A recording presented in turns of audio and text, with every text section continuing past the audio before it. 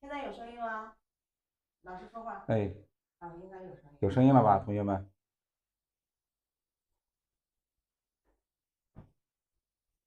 哎，有了，嗯，有了，好嘞。好了，我们继续开始啊。我们先把画面这个，我们想要，比如说我想画一个山，怎样去处理呢？哎，先把这个中心的地方，哎，我们先定下来，定在中心定下来以后，哎，我们再怎么，哎，向后，哎，去勾，哎，勾这个山的，向后去勾，勾后面的这个山峰。用这个中锋侧锋去勾山的这种轮廓，得把山的大体轮廓我们勾出来，对吧？我们勾出来，勾出来以后啊，一层，看一层、两层、三层，哎，我们这样去勾啊，这样去勾，向上、向后，你看，我们这样去勾这个山峰啊，这样去勾山峰。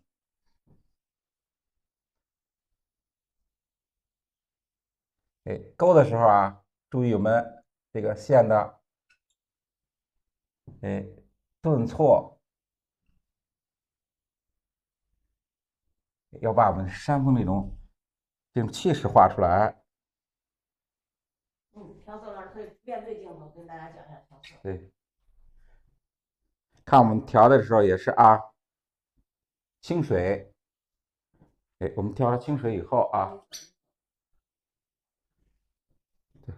清水，我们调完清水以后啊，在笔尖的地方，对吧？你看，在笔尖的地方，我们去蘸墨啊，哎，去在笔尖的地方，我们调好墨以后，我们再去画啊。看画完这个，从山峰最前面的这个地方，最中心的地方，我们去村，哎，村的时候，我们一定要注意它这个线的这种粗细变化，还有它这个墨的浓淡干湿的变化啊。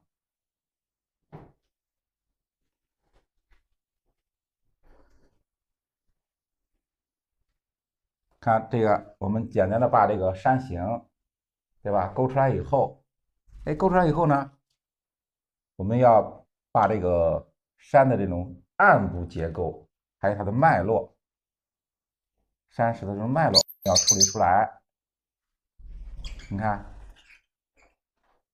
就用这种中锋侧锋，哎，画在什么地方？看，我们就画在这个结构线的后边就可以，你看对不？咱们就画在结构线的后边。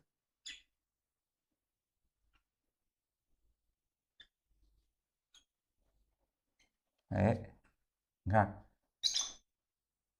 我们就沿着这个结构线，我们向下去村，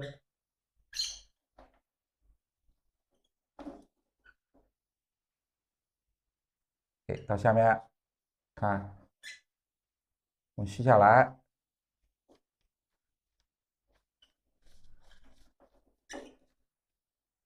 哎，这样就看我们简单的这个山的这种山峰形状，能勾出来以后，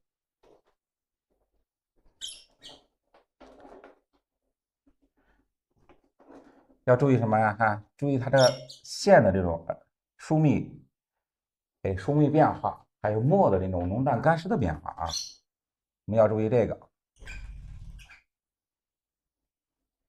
然后向上的时候，对吧？我们山峰向上画的时候，要注意它这种之字形的变化和 S 型的这种变化。你看我们这个山峰是向上走，对吧？走到这儿了以后，哎哎，向左，先向左，对，我们先向左边，让上方走一下。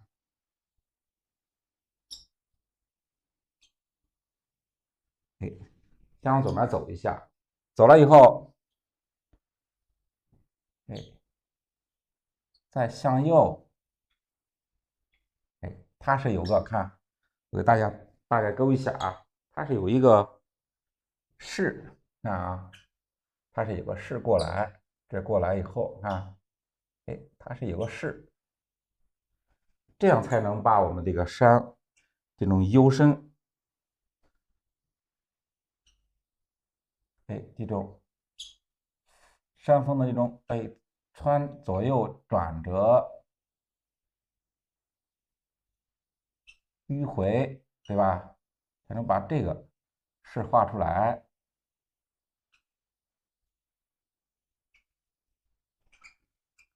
对吧？你看有山峰，给这上来以后，到这向左、向右，哎，再向左，对吧？它是有左右这种曲折、迂回的这种变化啊。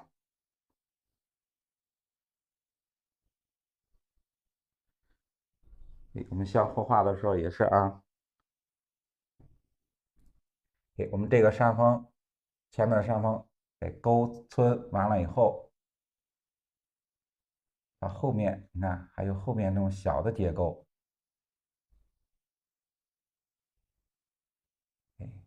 小的结构，我们也要处理一下。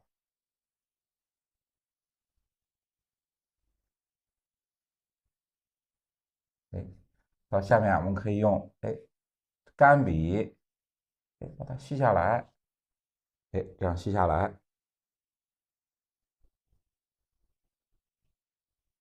向上的啊，你看我们向上走的这种山形怎样去勾？看我们大概我们走了一个线，我们就按这线，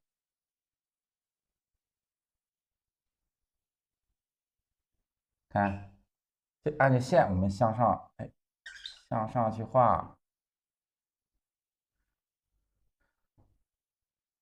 画的时候，看我们画这个线的时候，尤其画这个线的时候啊，这个脉络，这山的脉络的时候，一定要注意它的线呀有长短，不要画的太齐，不要画的太齐，要有长短的变化。你看，要有长短的这个变化。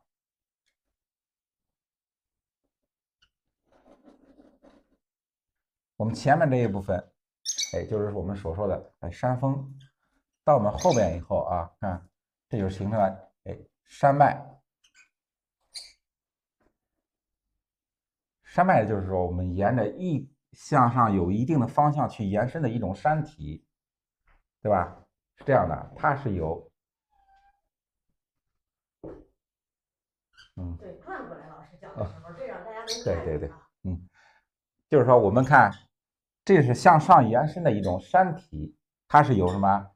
有我们的山岭，还有什么山谷组成的，我们统称为叫什么？叫山脉。单独的啊，这是形成了一个山体，我们这样叫山峰啊。简单的啊，山峰、山脉，简单的这种处理方法。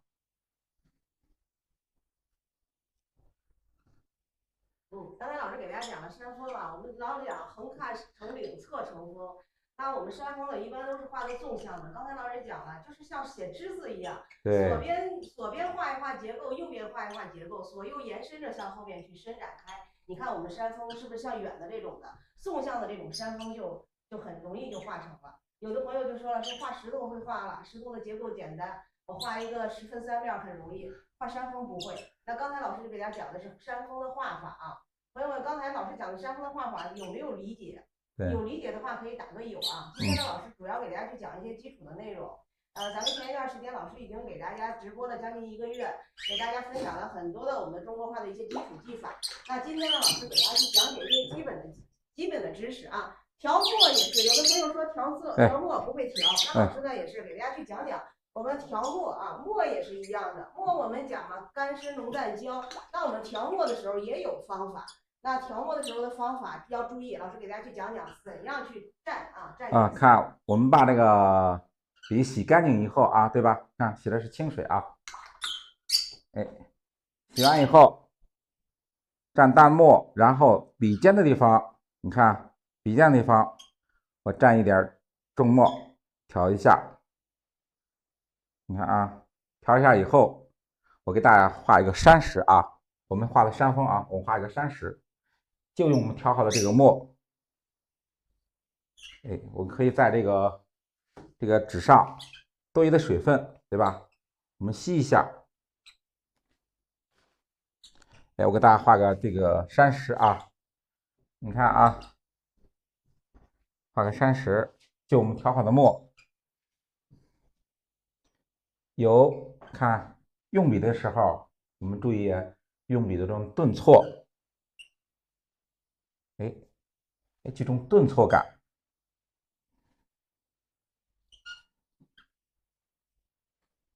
哎，你看这个用这个顿挫转折，哎，这种线条，哎，把山色结构我们勾出来。勾出来以后啊，勾出来以后，再用中侧锋，你看，这把这个结构勾完以后，对吧？简单勾完以后，笔中的墨，哎，我们再重新调。哎，这是我们皴擦的时候啊，需要调的墨。哎，调好。哎，笔中的墨呀，哎，稍微干一点。然后呢，中侧锋，哎，中侧锋，我去看，沿着我们勾的结构线，哎，我们勾的结构线，我们去啊，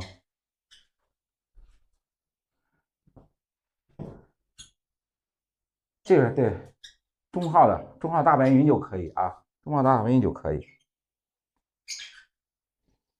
你看，我们勾完结构线以后，对吧？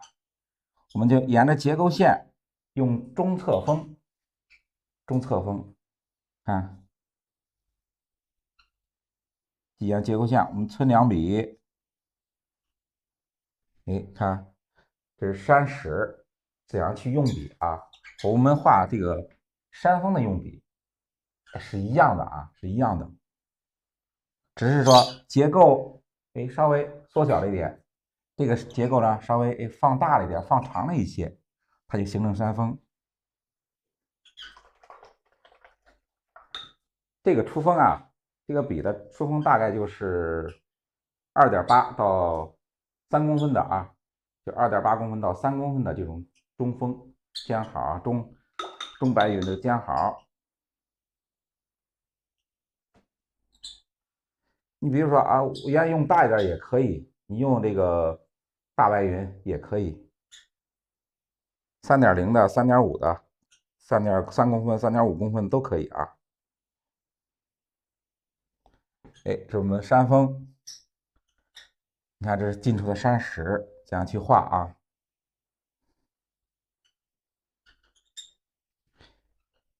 你看，我们可以画一个，哎，这种画成一个山谷啊，画成山谷。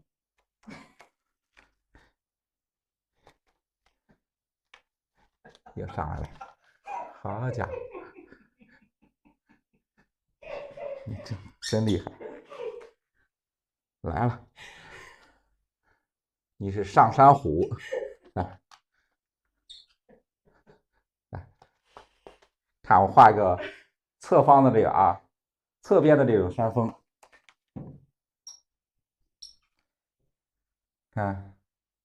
用笔的时候啊，我们注意，大家用笔的时候一定要注意用笔这种灵活性啊，要灵活一点，不要说特别就是用笔就得中锋啊，就得中锋，侧锋就得侧锋。我们用笔的时候，哎，比较灵活一点。你看中锋的时候，我可以让它变化出不同的线条，哎，对吧？你看可以变化出粗细不同的线条。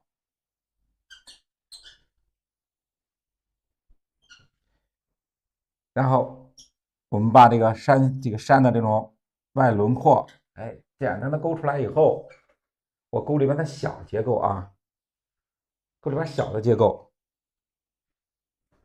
哎，你看几笔啊，几笔勾出个小结构就可以。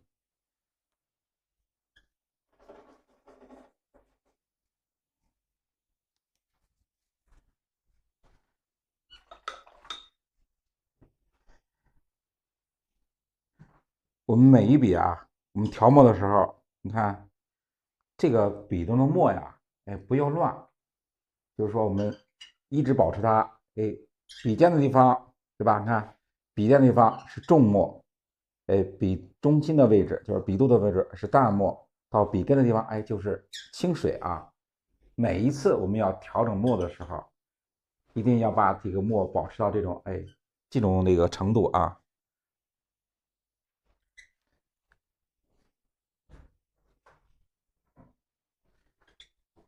看，勾出简单的结构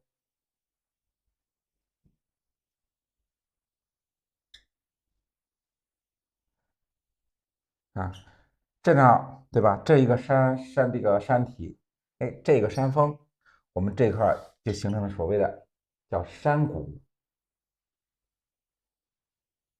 哎，接下来，哎，到我们山上面的时候啊，我调一点淡墨，把笔洗干净以后啊，在盘中给调一点点的淡墨啊，这种淡墨，然后我们把上面这个远山，你看我画远山的时候还是按我们这个 S 型这种啊，这个 S 型这样去向上的啊，哎，看对吧？你看这就形成，哎，我们形成所谓的山岭，哎，山岭可以让它看上来以后，哎，可以向左向右，哎，随意就发挥啊，我们可以随意发挥。你也可以，我就想让山我向右边去画，哎，你就向右，哎，这样去延伸，对吧？你说我想让远山向左画，哎，你就向左这样去用这个笔法，哎，这样去向左去延伸。谢谢朋友们送出的小礼物啊！那我们老师等一等啊，还是有点快，是不是？哎，一会儿呢，咱们朋友们那个刚刚手机直播间的朋友，别忘了点个关注，加个粉丝灯牌啊！今天老师给大家讲一些基础的东西，讲一讲我们的山的脉络怎么样去表现。那刚才老师给大家去讲了横看成岭侧成峰啊，那刚才也给大家讲了怎样去调墨。那有的朋友可能刚到直播间没看到老师去讲调墨，我们一笔墨，咱们老讲一笔墨，一笔墨怎么画出来的干湿浓淡胶的变化？有没有听到老师讲调墨的啊？新朋友们可以扣个一，那老师再给大家去讲一讲啊，讲一讲。其实调墨呀很重要，因为有的朋友就是你的笔如果蘸颜色呢，没有蘸出来它的一个浓淡变化，你画出来咱们这个一笔下去，它是不会有浓淡这个后面的浓淡的一个区分的啊。那我们老师呢，再给大家讲一讲，有的朋友没有听到怎样去调颜色、调墨。墨呢，我们常讲了，墨分五色，就是一笔要让它有干湿浓淡胶的变化的啊。来看，我们再讲一下调墨这个啊，这个把笔我们在这个洗干净以后啊，你看，哎，洗干净以后，笔尖的地方要用笔尖去蘸啊，大家记住，不要用这个整个笔摁进去啊，要用笔尖的地方，哎，沾一点，看啊，我沾一点，调一下，看，调一下，调整以后看，就是笔尖的地方，浓墨，哎，淡墨，清水，笔尖的它这个关系，笔这个墨浓关系是这样的啊。然后给大家再做一个这个山石啊，我在这画一个山石，大家看一下这个墨的变化，由浓到淡的变化啊。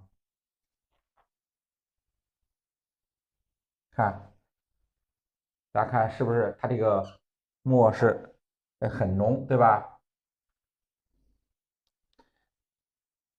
我再向下去画，看它这个墨，上面墨是浓的，越往下画，它的墨就往淡了下去，有个变化。看，再向后，后面你向后面画结构的时候，你看，对吧？它这个墨浓淡湿干，它是不是也有一个墨的变化？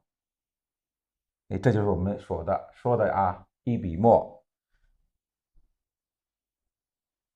看到最后的时候，你看我到后面的时候，这个墨已经成了什么清水？你看，你看，对吧？这个墨，到最后的时候接近清水那种颜色。然后啊，然后我们再清水洗一下以后，我们再去调墨啊，再去调墨。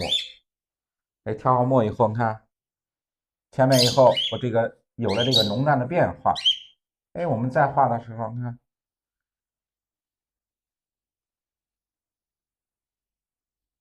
根据我们这个墨的变化，我就存进山石。看它也是啊，也是有这个由浓到淡，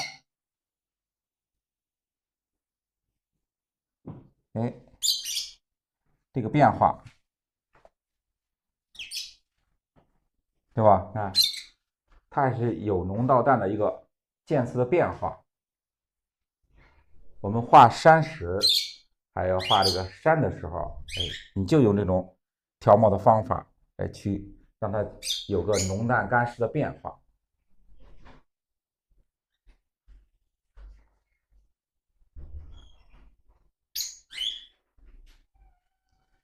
你看啊，调好以后，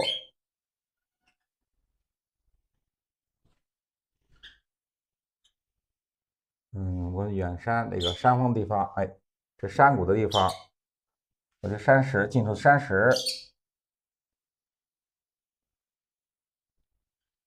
可以加到这个地方，你看，可以画个小的山坡，对吧？你看，可以画个小的山坡下来。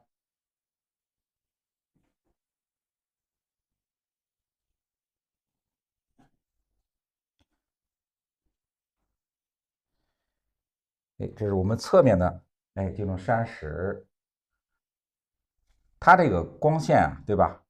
明暗面是在这个啊，这我们说的，亮面，就是我们留白的地方，这是亮面。我们皴擦的地方，你看，我们皴擦的地方，这就是山的凹进去的地方。我们说的阴暗面啊，就是说阴阳交错哈，对吧？这就是我们山是暗的地方。这侧面的结构是这样的，山石结构。这是我们前面的这种小的碎石的时候，它得受光面啊，让它处理到上面，也就是我们上面是光线照到的地方，下面呢，你可以皴的多一点，它就变成了吧，山是暗的地方，是这样的啊。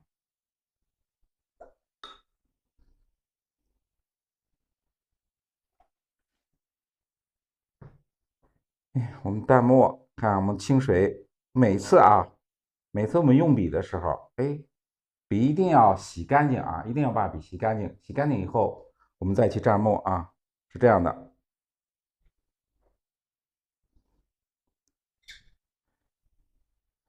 你看，我们可以，这是山峰的地方，这是形成的一种山谷啊，一种山谷。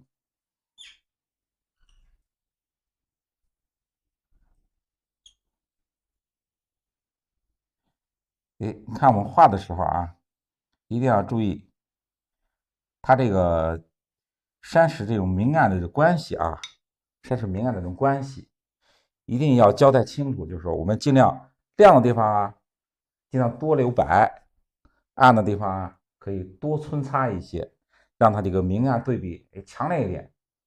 越强烈，它的山石结构越清晰，立体感越强，是这样的啊。你比如说我们刚才画的这个山石，对吧？这个山石，想让它鼓起来，我想让它就是老师啊，我想画的有立体感，怎样去处理？我们多加深这个暗面的结构，就是我们山石暗的地方，山石暗的地方，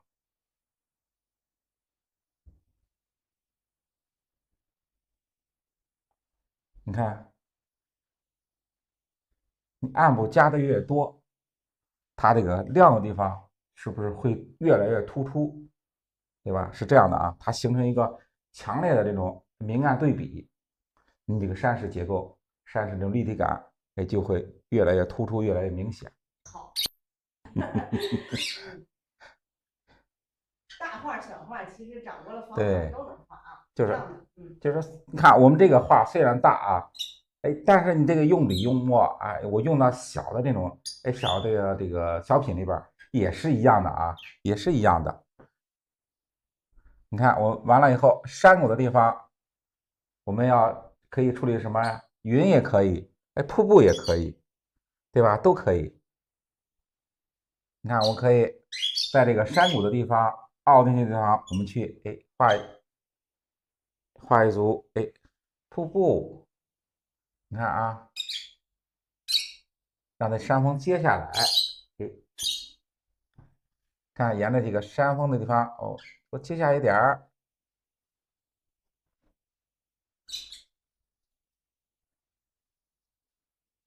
接下来一点儿，对吧？你看，这接下来一点儿，我们左边呢也要有一部分山石，让它下来，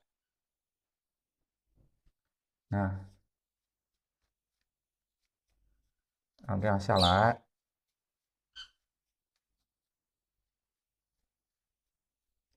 对吧？你看，这就是形成什么？形成一个水口，就是我们说的啊，瀑布的水口。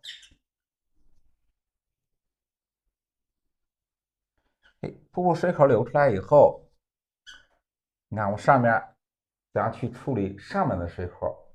不是瀑布的向下的水口，而是上面，让它有一个崎岖婉转的这种变化。看，让它这个下边这个山石互相交错。你看啊，这样互相交错。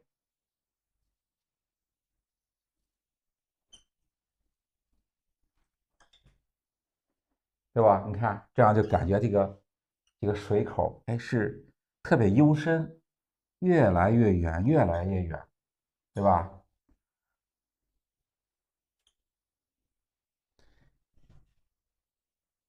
到后边续下来，这时候我们看这个地方，这都是我们远处山脉，这叫续层，我们用干笔、淡墨干笔可以擦出一个远处这种树木，啊，这样一看我们的水口，对吧？这样水口它这个崎岖蜿蜒，越来越远那种幽深的那种感觉，我们用这种方法去处理，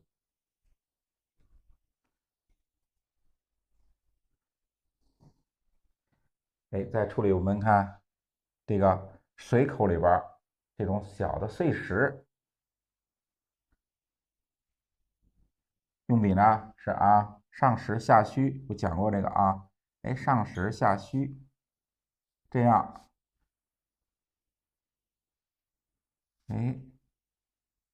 看3笔就把这个山石这个瀑布里边的少的山石，哎，我们就处理出来。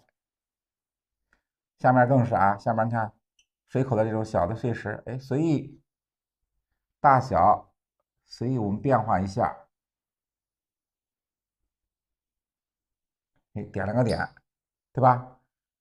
哎，这就是我们水中小的碎石。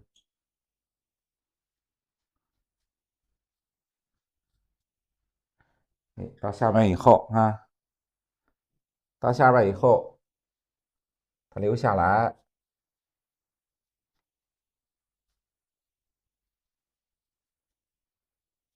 流到下边这个水的地方，看，这就形成一个哎小的水潭，哎小的水潭，我们再向下画，哎，画下边的这种小的溪流的时候，哎，我们要让它分开，给它分开。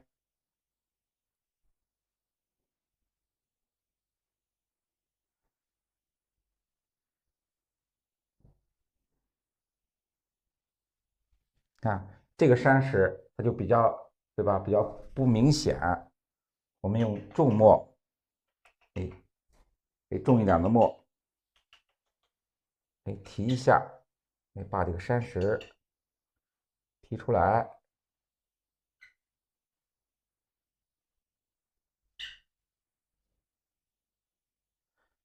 哎，提出来以后啊，它才会把这个瀑布，我们小的这种溪流，哎，能衬托出来。你看，两边的墨色就是水口的啊，两边的墨色越重，哎，我们这个瀑布是不是？哎，它越来越明显。你越重，它的这个瀑布，它的水流是不是越来越明显？如果你比较淡的话啊，如果你墨比较淡的话，它这个水就不是很明显。你看，我们把两边的水口的山石，对吧？还可以处理的重一点，还可以处理的重一点。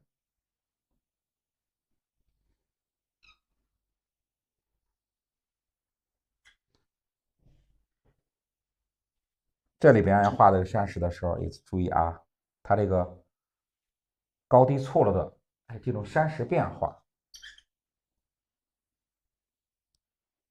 大一点的，小一点的，哎，这种错落的变化啊，那你就记住，我们画这个水里的小石头的时候，有大有小，有高有低，哎，这种错落变化。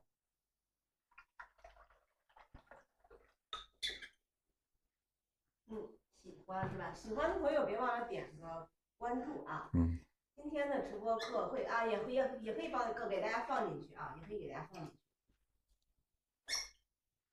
你看啊，我们画了左边那个小的瀑布，也要向向那个右边啊，向右边，哎，也处理一点水流，哎，看让它分下来，让它分下来。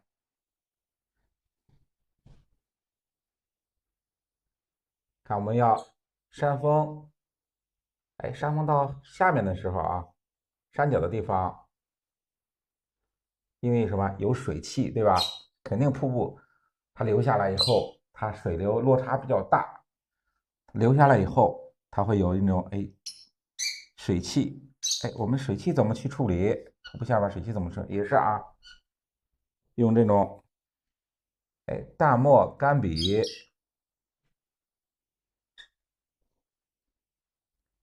看啊，用淡墨干笔，哎，染出这个水的这种水汽啊，哎，这种水汽，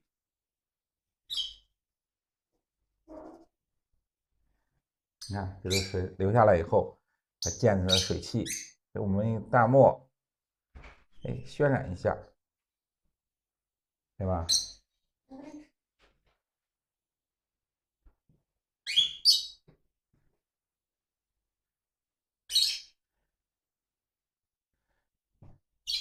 哎，看我们远山的地方，远山的地方我们可以淡墨，对吧？淡墨，我续一点远山。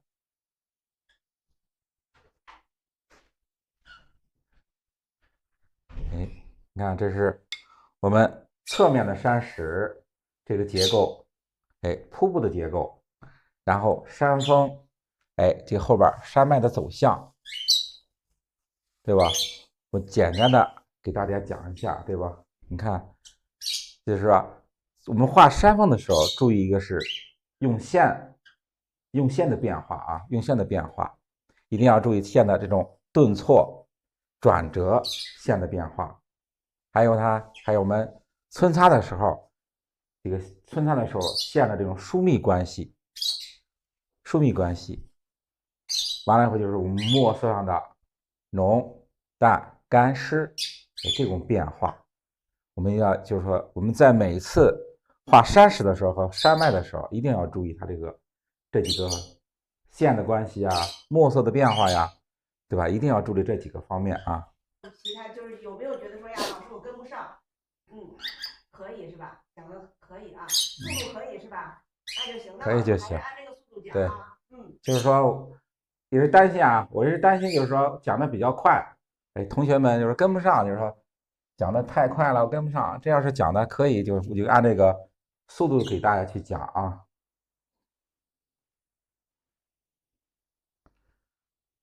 你看山峰的地方，我们完成以后，下边我们要处理近景的我们大的山石，给大家讲一下山石的这种画法、勾皴法。你看，比较画一个大的山石，也是啊，我们调好墨以后，看笔尖的地方，我调点重墨，对吧？调点重墨。我在这个右下角的地方，我给大家出了一个山石啊。画山石和我们画山峰这种用笔啊，对吧？也是啊，是一样的。注意这个线的这种转折、顿挫、快慢。哎，你注意这个啊。哎，先把山石，哎，看，山石大轮廓，我们勾出来。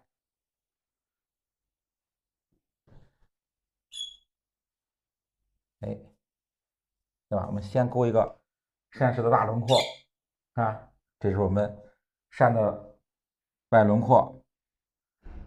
哎，勾完大轮廓以后，哎呀，我想就是说我们琢磨怎么处理一个山石这个结构，把这山石这个所谓的我们10分3面，这个3面怎么处理出来？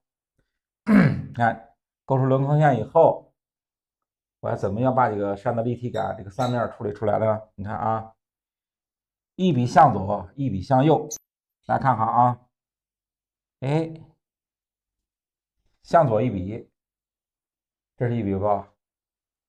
然后呢，向右，哎，对吧？看，向右一笔不？这就是3个面出来了以后，看前面的一个面，左面、后面，对吧？这几笔就勾出一个山石的这个3个面勾出来以后，哎，3面一说分出来了以后，这个山石还是平的，怎么办？哎，看啊，我们可以用手讲的这个皴擦了啊，可以用皴擦，你看啊。这个结构线，你看勾了个结构线以后，看中侧峰，你看我先皴左边的啊，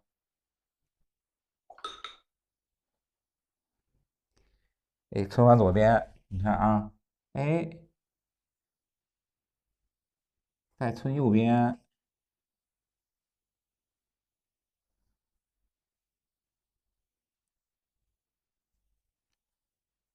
哎，你看啊，左边右边皴出来以后，对吧？你看，就是说我们这2个就是凹进去的地方，哎，这前面是不是比较突出，对吧？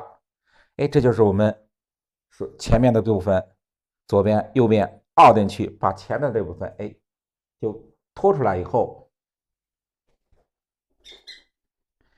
哎，到我们前面的地方，你看啊，我可以呢，哎，侧锋，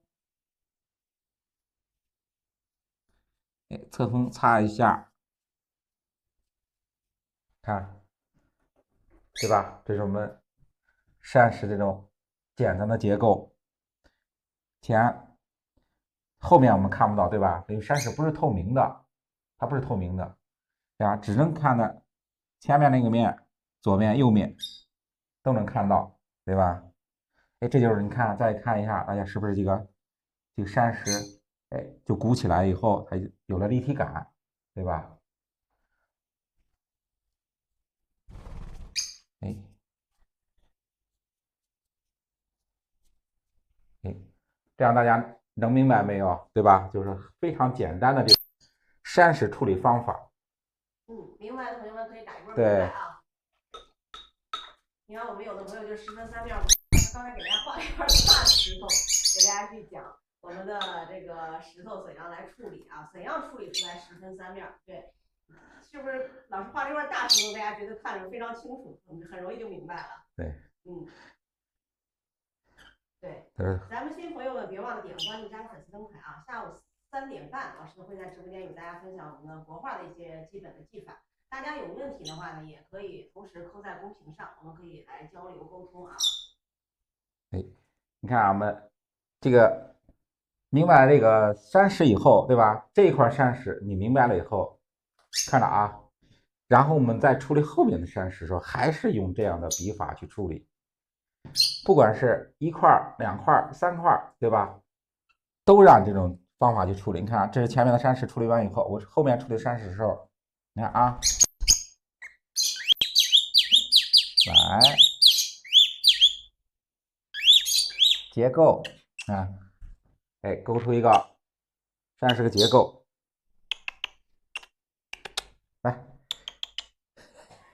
来勾出结构以后，对吧？勾出结构以后，怎么处理里边这个结构啊？你看我前面的结构是，这是亮的地方，亮的地方，这是暗的地方啊。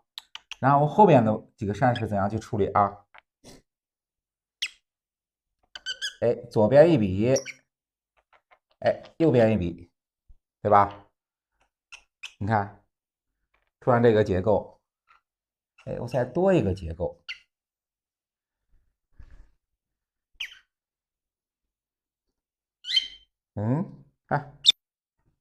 看啊，就是说我们左边多了一个，就是说左边一个结构以后，我们右边多了2个结构。我要把什么呀？你看这样一看，哎，皴擦，哎，皴擦，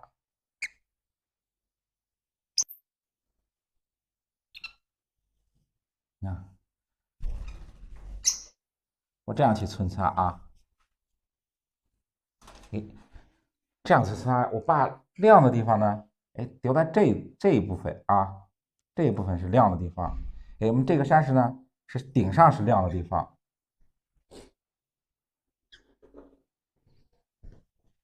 哎，你看啊，我这样去皴擦。让它整个这个右下角，哎，都是暗的啊，你看，哎，都是暗的。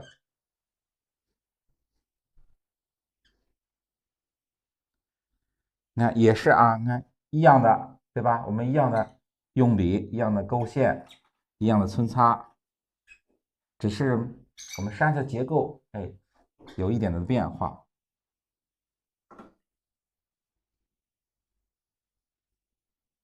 你看这样一块山石、2块山石都是这样的去变啊，这样去变的。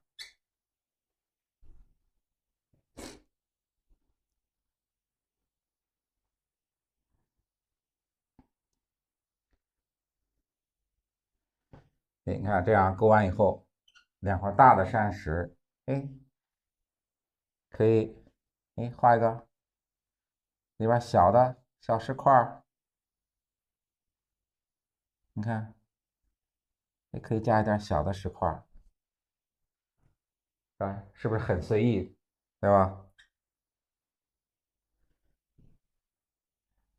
可以向上，哎，你看，哎，这样简单的去勾，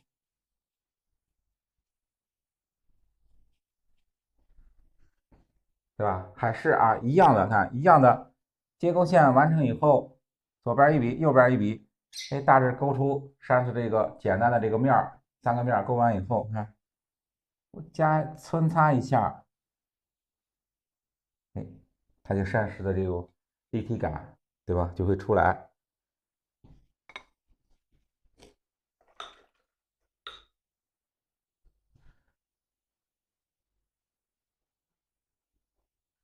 看，这样完成以后，可以看，也可以随着这个山石这种组合，对吧？大兼小，小兼大，可以这样去变化。看啊，小的这石块也是勾出几个结构线以后，左边一笔，右边一笔，对吧？可以分出来。哎，你看，小石头，你看虽然是小啊，但是它这个立体感是不是也是很明显？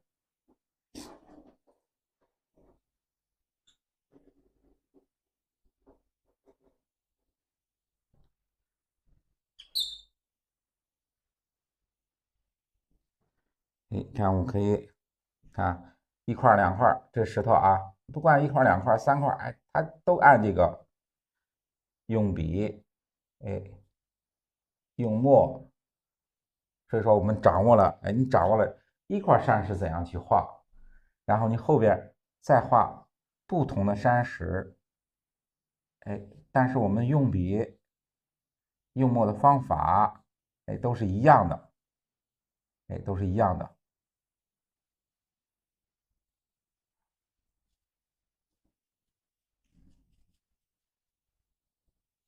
对不对？你看，这第1块山石，第2块、第3块、第4块，对吧？它都是按这样的这个用笔呀、用墨呀，哎，去变化的啊。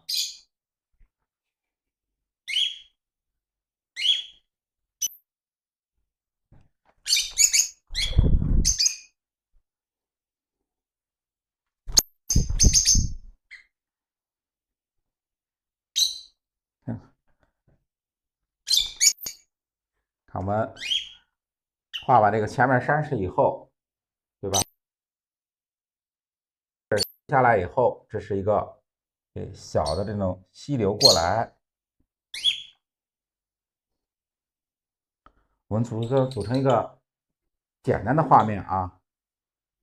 我们组成一个简单的画面，然后可以在这个前面山石的地方一棵小树，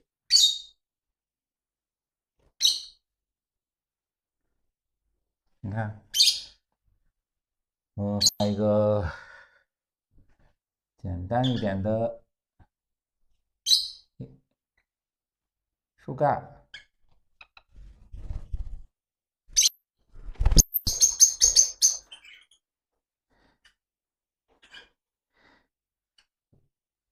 看啊，简单树干勾完以后，哎，看简单的这个出枝也是啊，我们画树的时候出枝也是啊，前后左右都要照顾到。你看左边的、右边的、前面、后边，哎，要注意到。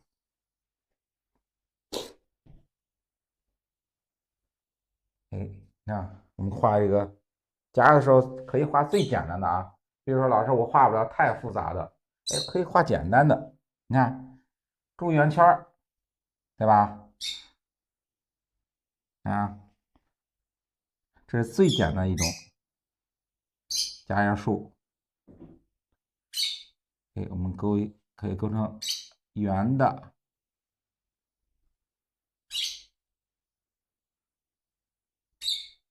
啊，对吧？这种圆的是不是比较容易画？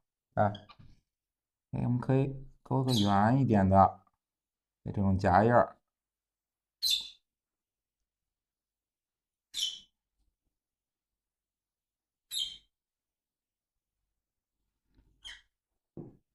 哎，勾的时候啊也是啊，那我们勾圆的时候也是，你就按这个树的外形，哎，去勾，哎，有多有少，有聚有散，哎，你看这样去变化。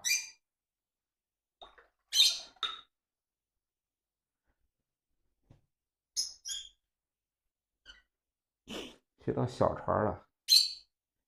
哎，其实我们这个点景的东西也是啊，也是你要是说讲的时候，老师尽量是把这个很复杂的东西，哎，我们简化它。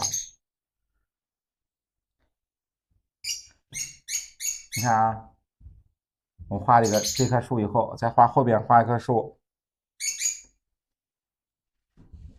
看下来，你左边出个枝，看右边，这右边出个枝，一左一右，对吧？一左一右，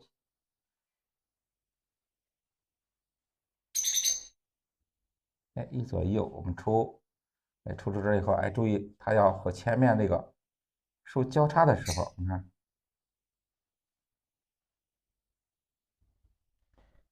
哎，我们注意它这个交叉的时候，哎，要让开有遮挡的地方，对吧？有遮挡的地方。主干画完以后，画完以后，画小枝的时候啊，看大家出小枝的时候啊，一笔向上，第二笔向右，第三笔，哎，穿过来，看这样的去出，一笔向左，再向左，向右，看。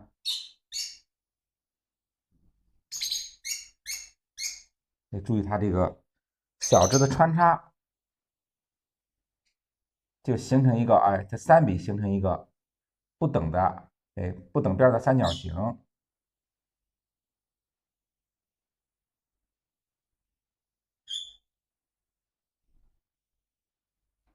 你看，就是你习惯了以后，哎，大家习惯了以后，习惯成自然。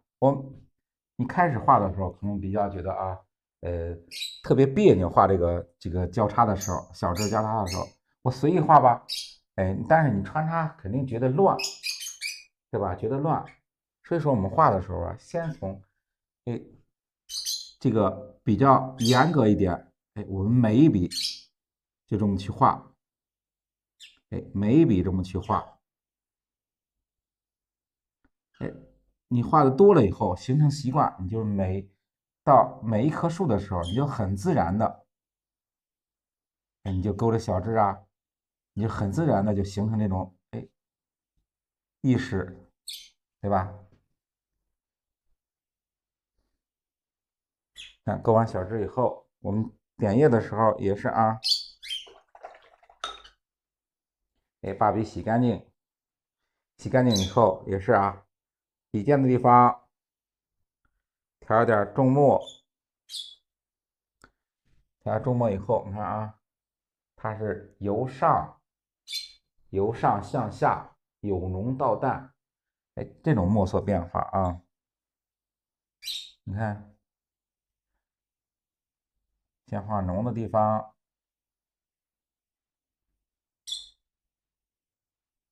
是吧？先画浓的地方，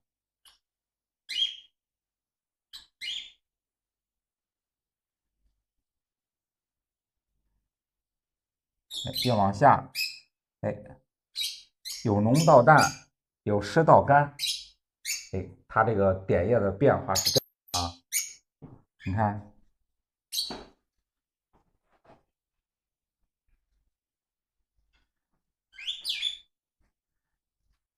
哎，由浓到淡，对吧？由湿到干，是这样的变化的啊。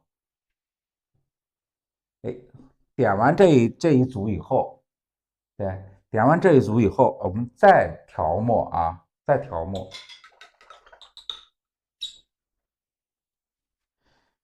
哎，再调墨，还是在笔尖的部分啊，哎，笔尖的部分我调好墨，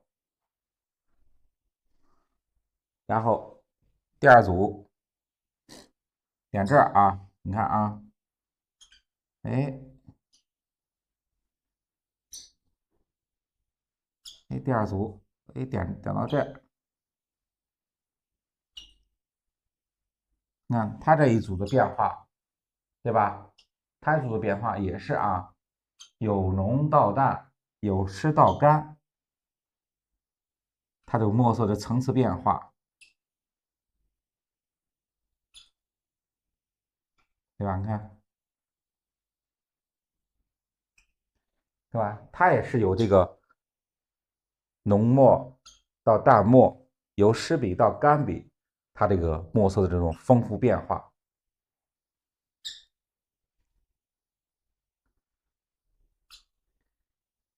看也是到这个大墨的时候，你看我们再洗一下笔，洗完笔以后，你看再重新调墨啊。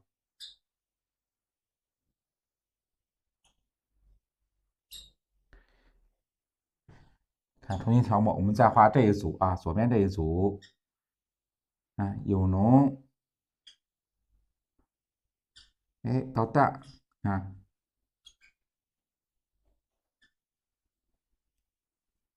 哎，看它这是有变化。哎，到下边的时候，看越靠近根部的时候，看，哎墨越淡，笔越干，看这种墨色的变化啊，这种墨色的变化，尽量我们就是说。刚开始的同学啊，一定要记住我们这个对墨色的这种浓淡干湿的变化，一定要多掌握，就多练，对吧？一定要多练，一定要把这个我们笔中的墨色呀，一定要控制好。我想让它，哎，墨重呢，哎，你这个墨就要说控制好。为什么重？哪个地方需要重？哎，我们去调。然后这个哪一部分需要淡墨的时候，你比如说我们要最后调整完以后，我们需要上淡墨的地方，比如说我要渲染山峰暗的地方，对吧？我们需要淡墨的地方，哎，你就在笔中调淡墨，一定要多掌握这个浓淡墨的变化，哎，形成一定的这种意识自然，对吧？这样了以后，你每一次画的时候，不管你是画大幅作品还是小幅作品，你这个墨色的呈现会非常丰富。也就是说，我们讲这个中国画的这个韵味啊，在哪儿啊？一个是体现在线的变化上，再一个体现上就是墨的变化上。哎，这是两个主要的这个方面，对吧？有时说啊，这个画虽然没有上色，为什么？就是说感觉这个特别丰富，就是体现在这个线的变化和墨的变化上。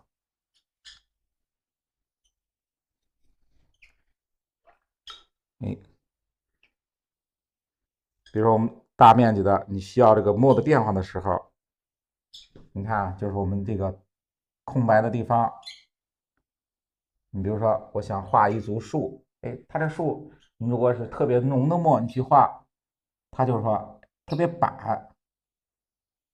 你看，你画这个树的时候，你看这一组树，我先画出树干来，先画出树干来，怎样让它就是说，一看这一排的树，我怎么去分出它前后左右来，来分出它这个层次感来，哎，怎样去变，怎么去变化？你看啊，我们勾出树干以后。虽然树干它这有高低的错落的变化，哎，我们这样的有前后的这个层次感，哎，我们就用这个墨去表现，哎，这清水洗完以后啊，这个笔中这个笔是干净的啊，哎，笔尖地方淡墨，哎，重墨，你看，哎，都在这个笔中，看也是由上向下，我们去点，你看啊，注意这个墨的变化，由重，你看，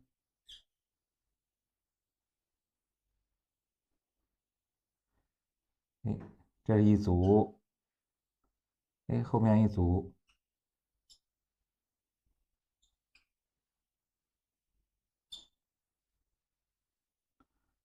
你到后面看，到后边你这个，哎，笔中的墨色变得又淡，哎，笔锋越干，我们就可以画后边虚的东西，对吧？虚的这种树，哎，你看这是一组，再把笔洗干净，哎，再调啊，再调，哎，调了以后，看笔尖里面我再蘸一点重墨，哎，再点一种重墨，哎，我们再画，哎，接着画这边一组，看，再画一组，对吧？你看，它就有什么呢？它就有这个，哎，浓淡的变化，就是浓的地方，墨重的地方，哎，就是我们前面的树，对吧？到后边越来越淡，哎，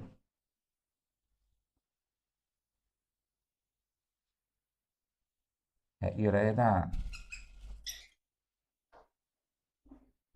对吧？它就成了，你看，就是远处的这种树，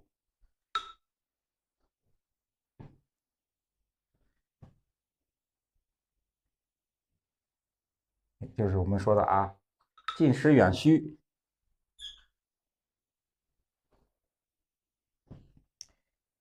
你看后边这个空隙的地方，哎，我可以，哎，用这个淡墨，嗯，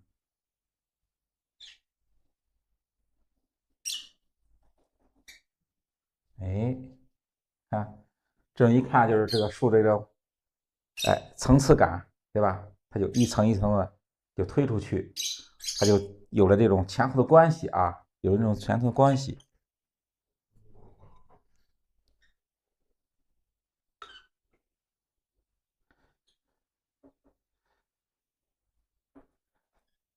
哎，这个地方你看，我们远山的地方要让它有这个就是层次感更强的话啊，看我们勾皴擦完了以后，我们可以用什么呀？用淡墨，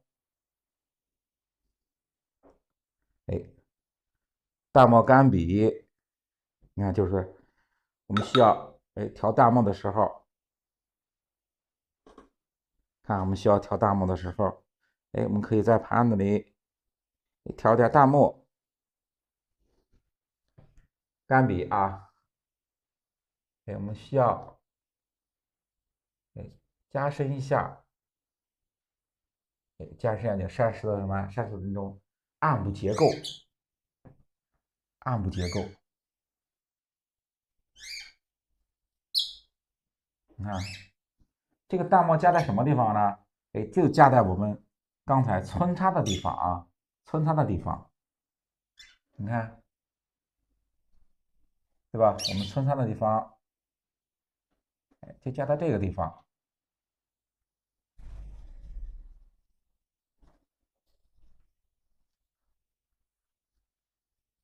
啊，看，你就加在我们这个结构线的后边，就是我们这是前面那个，对吧？中心的位置，中心的位置就是我们山比较靠前的地方，哎，中心的位置。然后把山石这个皴擦的地方，我们再加淡墨，来去擦染一下，让它这个山石结构啊，这个脉络啊，哎更清晰。哎，这更清晰一点。你看，对吧？哎，这样，哎，这样它这个山的层次啊，对吧？它的脉络呀会更清晰。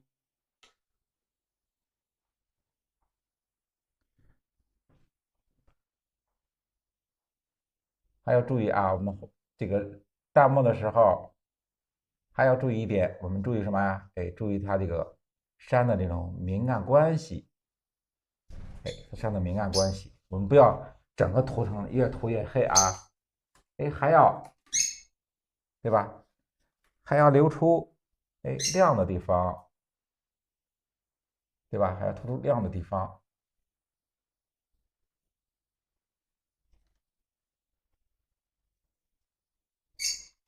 看，我们这个看，这是山势，对吧？山峰，哎，亮的地方。我们后面呢，你看村的时候也要留出它亮的地方，一定要注意这个明暗对比啊。我们把这个墨的关系，这个明暗关系处理好以后，我们上颜色，哎，薄薄的上一点，哎，上一点颜色，它这个山石的那种质感呀，对吧？那种质感、立体感就非常明显。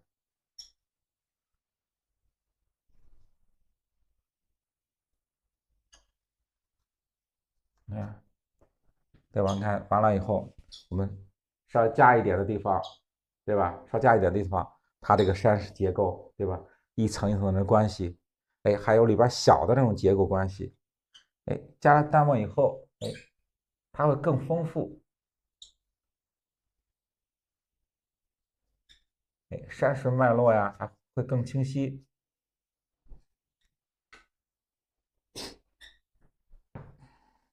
我们用不同的淡墨，也有重一点的，哎，有淡一点的这个淡墨啊。你看我们前面这个淡墨，我调的哎比较重一点儿。你到后面的时候，对吧？到后面的时候，我也要调相对来说比较淡一点的这种淡墨，哎，去渲染。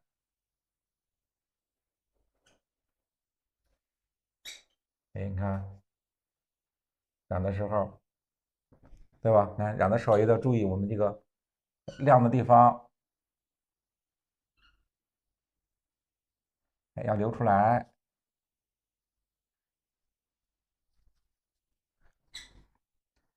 看到水口的地方也是啊，到水口的地方一定要多加一点这个淡墨，来做一下渲染，把这个水口的地方哎留出来。嗯，留出来以后，它这个水口是不是哎，是不是越来越亮，越来越白？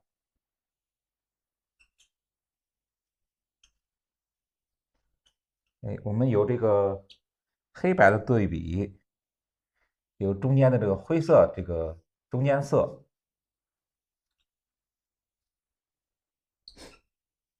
你看，哎，到下面我续下来，嗯，是不是？看这样，我们加了淡墨以后，这个水口的，哎，这种特别越来越明显。哎，到远山的时候，你看到远山的时候，这个墨呢，你看啊，我加清水，调的，哎，特别淡，哎，调的特别淡，也是啊，看加的时候，沿着我们村它的地方加一点，加一点，下边续下来，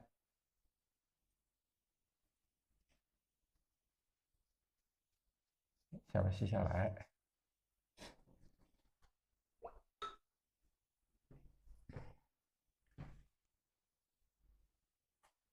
嗯。这结构啊，让我们染的时候一定要按照我们哎沟村皴擦的地方，我们去染淡墨啊。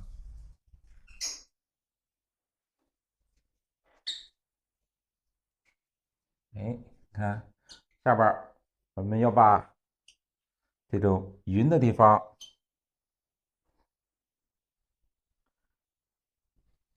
要把匀的地方，我们用淡墨，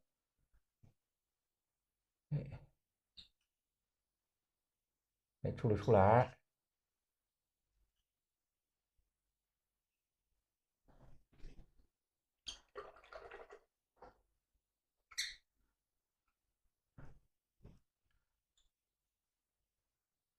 下面啊，你看下面我们是匀的地方。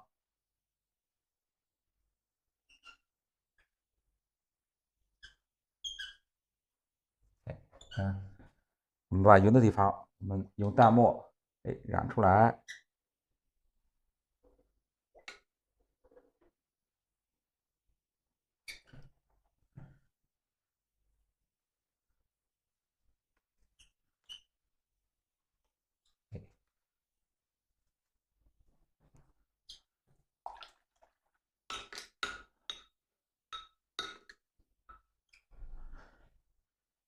染的时候啊，看我们染匀的时候，不要用重墨啊，不要用重墨，就用淡墨。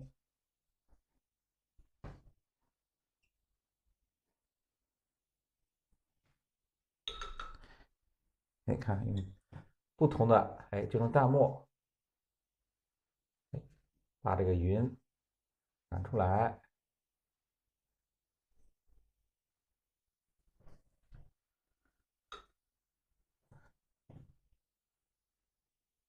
看，这样去染啊。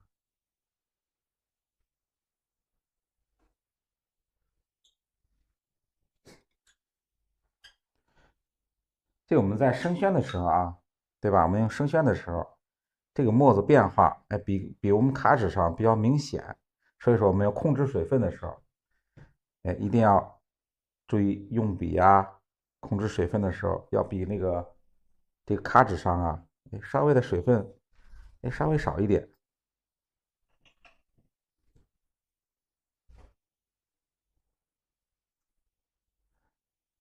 你看，可以用淡墨，不同的淡墨，我去处理匀啊。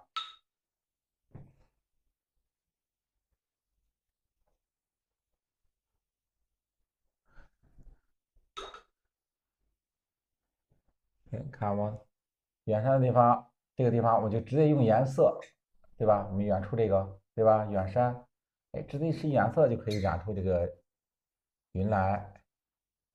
我们近的地方，比较靠前的地方，我们可以用淡墨，去染一下云。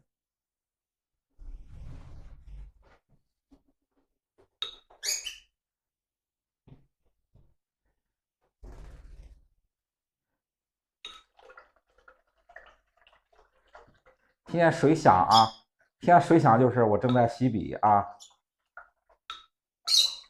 敲两下是吧？对。听见这个水响，就是我正在洗笔啊。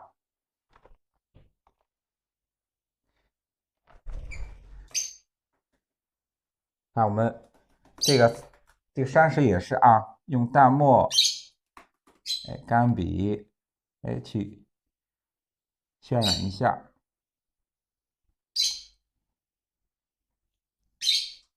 看，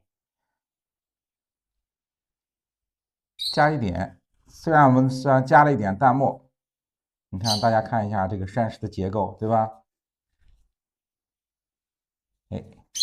看，这样虽然加一点淡墨，但它山石的结构是不是更加清晰，更明显？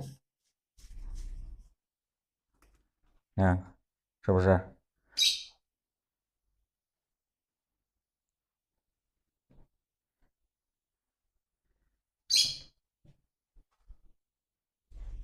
看我们到这个尤其水口的地方啊，到水口的地方，我们可以多加一点淡墨，多加一点淡墨。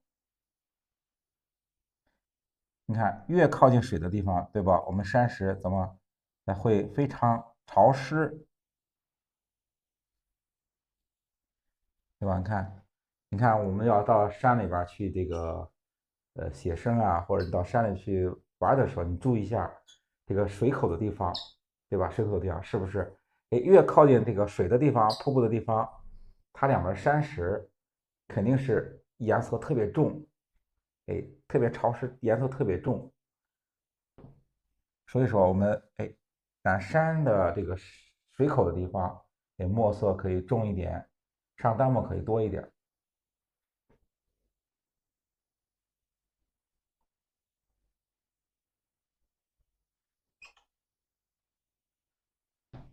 你看进出的也是啊，进出的我们山石可以调的墨呢，调淡墨，也可以多一点儿，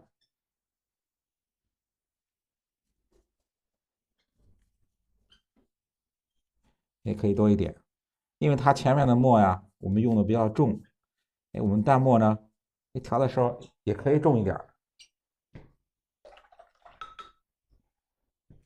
也可以重一点。你看，现在盘子里我几乎调的都是淡墨啊，都是淡墨。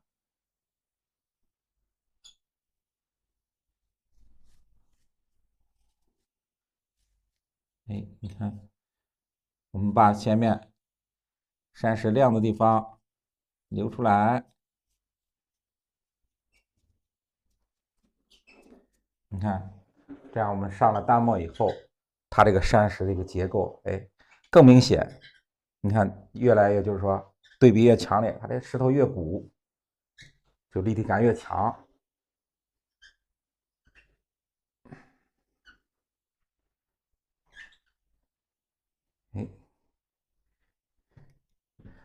把前面山石、淡墨，都加一下，都加一下。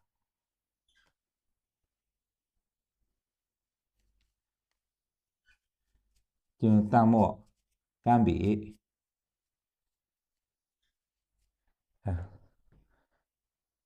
我们可以把右边这个右下角的地方，对吧？我们可以多加一些，让它暗下去，让它暗下去。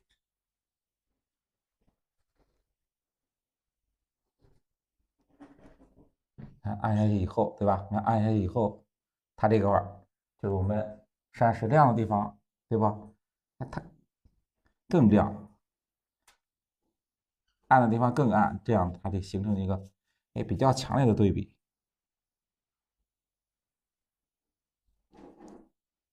看，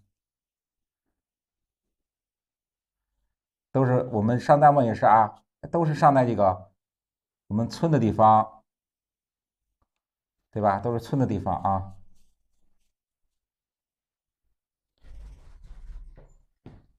你看可以用淡墨干笔，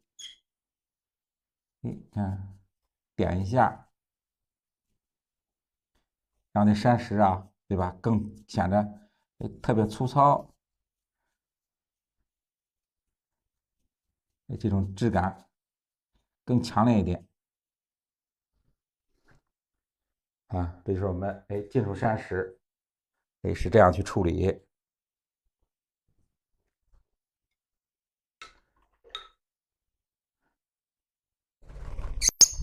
又来了，我们这个山峰的地方，对吧？我们山峰的地方，可以结构让它多一点。你这个山的结构，对吧？它这里边小结构越多，它越丰富，感觉这个山呢，越看的越有意思。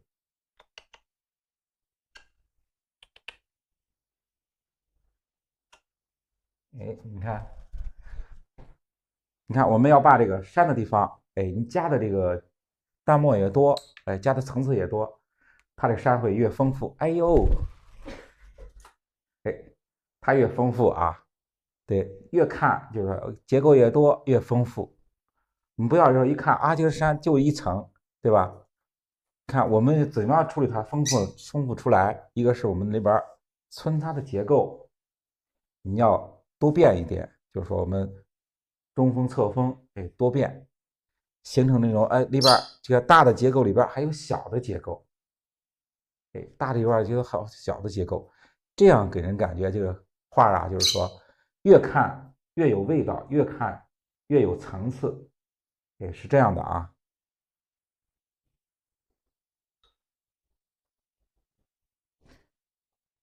我们都是啊，就是说，不管是画这个整大幅的作品还是小幅的作品，我们都是有最基础的一点一点是组合到一起的。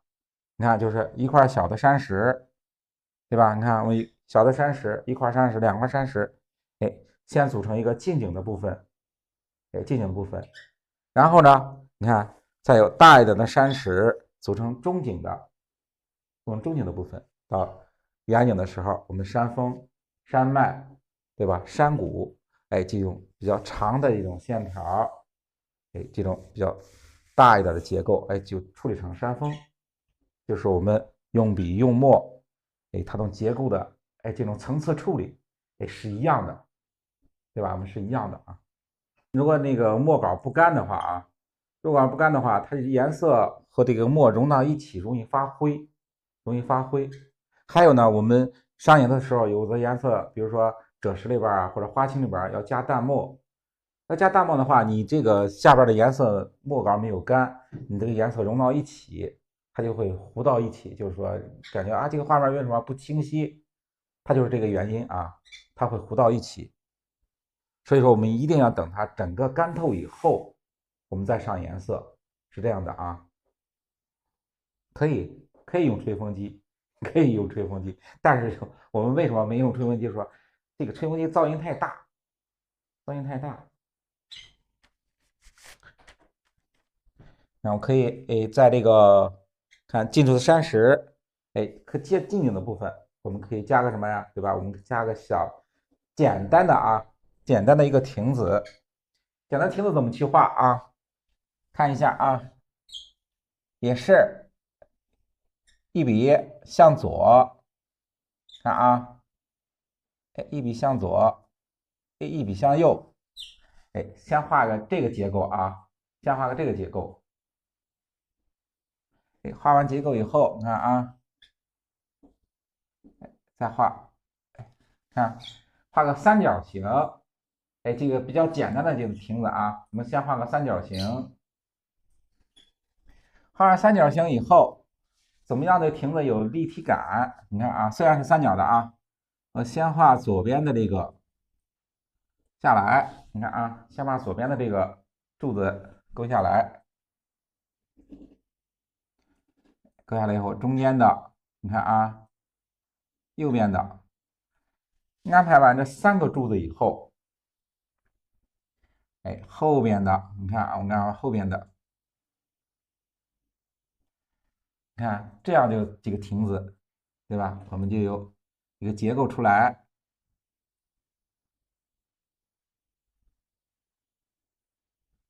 看，这样简单的能勾出一个亭子，对吧？这是最简单的一种亭子的勾法啊。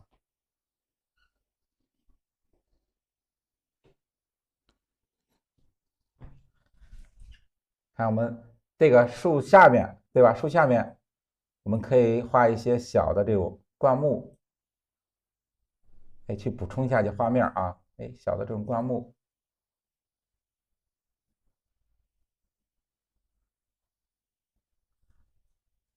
我们要把树干的地方我们要闪开，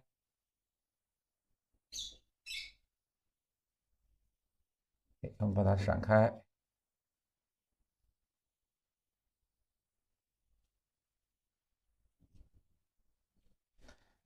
看，这画一些小的灌木。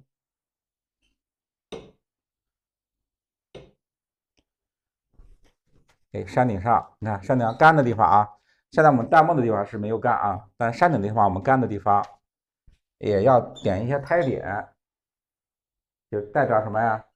代表我们山上的那种小树啊，对吧？小的灌木啊，小树啊，代表这个的啊。用重一点的，哎，这种墨色，看，要稍微重一点的啊，稍微重一点的墨，哎，去点一下。是干了以后啊，这上面干了以后我去点的啊，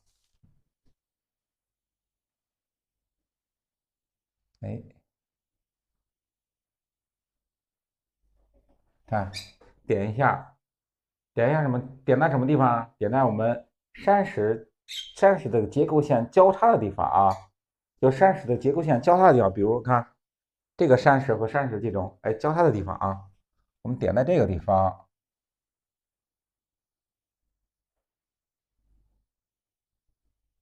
哎，点在这儿，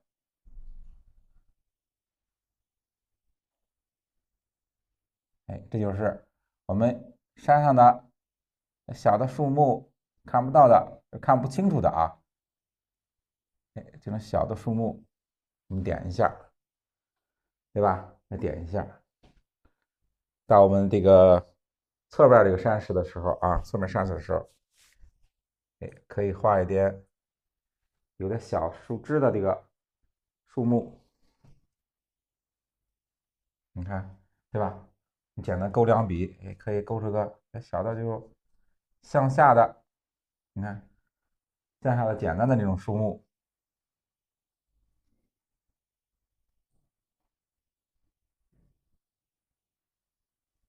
哎，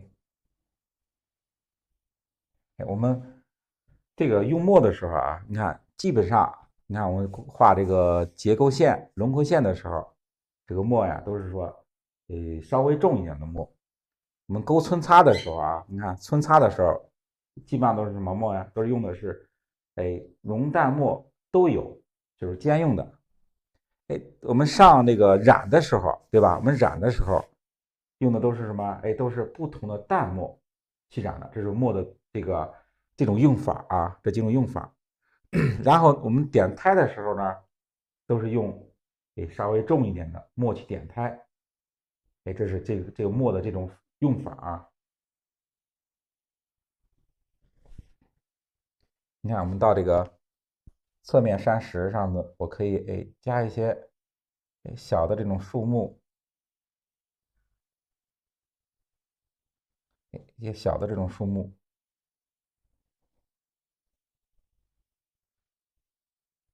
也可以丰富一下吧。看，可以丰富一下我们山石这个层次。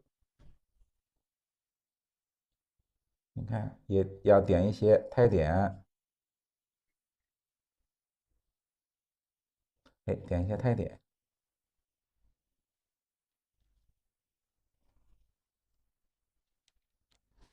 对吧？点一些胎点，去丰富一下剩下这个山石结构。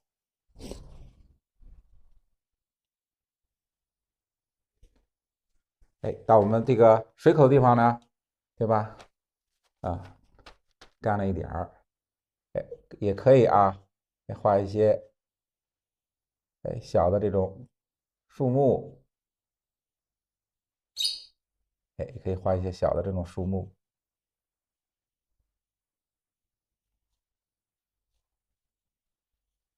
对吧？也是啊，先画几笔这个树的竖线，然后竖线横点，对吧？你看，哎，就是竖线横点，是画树丛的时候，看，记住啊，我们要这样画竖线是代表这个树干，横点呢，哎，就是我们画的树叶子部分，哎，可以在这个水口的地方上方，我们可以加一些小的这种树木，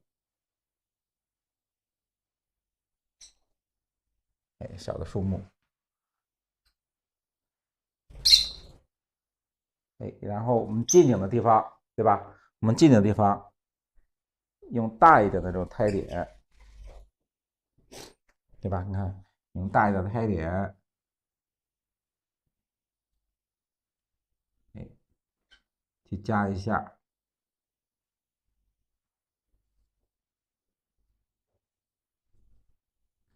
哎，看，哎，用大的胎点去加一下。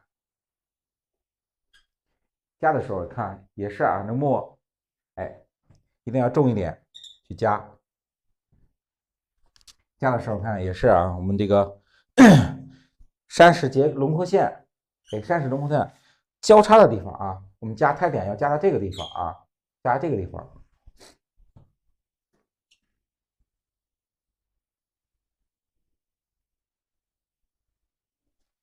哎，你看，给大家这个地方就可以啊。哎，嗯，加到这儿，就加到这个地方啊，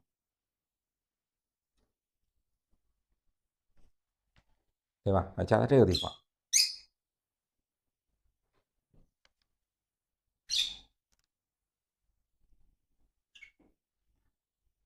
还有我们山石，对吧？暗的地方也可以，就是这个地方也可以加一些，就是代表什么？我们山石，哎，暗的地方它肯定是比较潮湿的地方，对吧？它会长一些灌木，哎，小草之类的，对吧？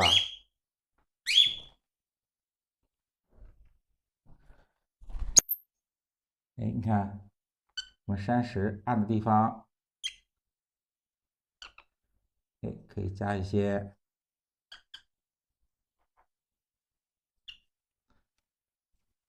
哎。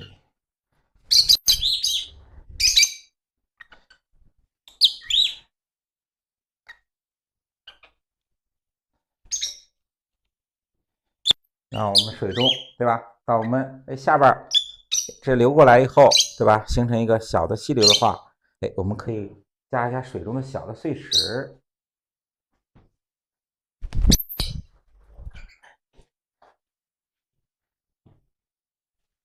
哎，你看啊，可以加一些小的这种碎石，因为这样整个留白的话哈，它会比较平，对吧？我们可以加一些小的碎石，哎，小的碎石。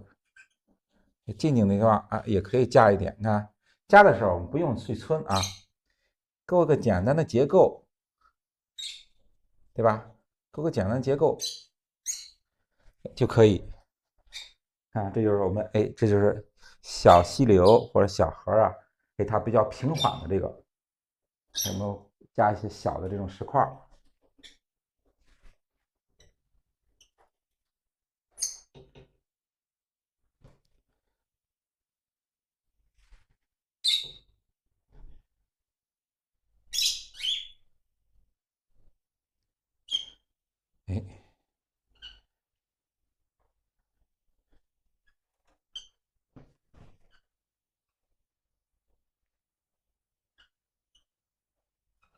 哎，我们远山的地方啊，沿着我们点它的时候啊，我们沿着我们山脉这种走向，去点啊，不要随意去点，我们沿着这山脉的走向，去加深一下我们山脉这个关系啊，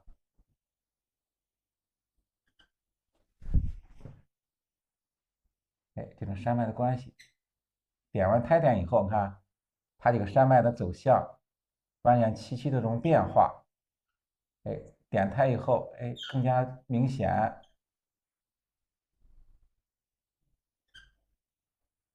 更加明显。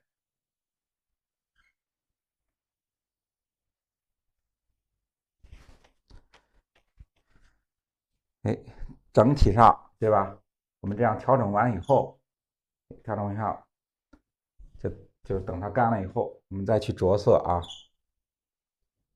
再去着色。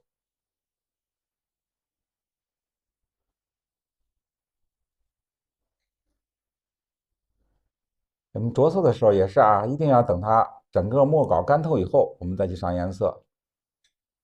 这样容易画面呀比较干净。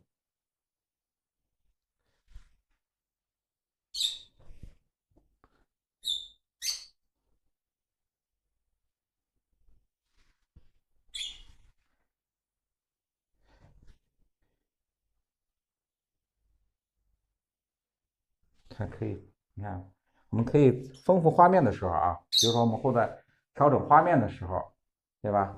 我们可以随时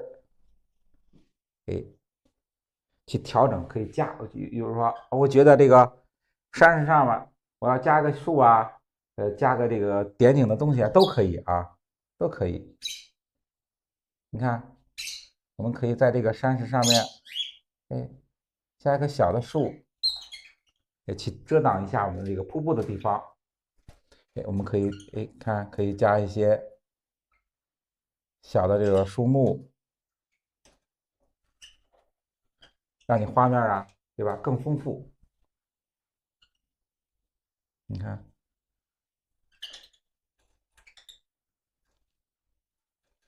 那到时候以后我们上颜色的时候，直接点一些彩，这一块瀑布的下面，会感觉呀，画面更多、更丰富这样的啊。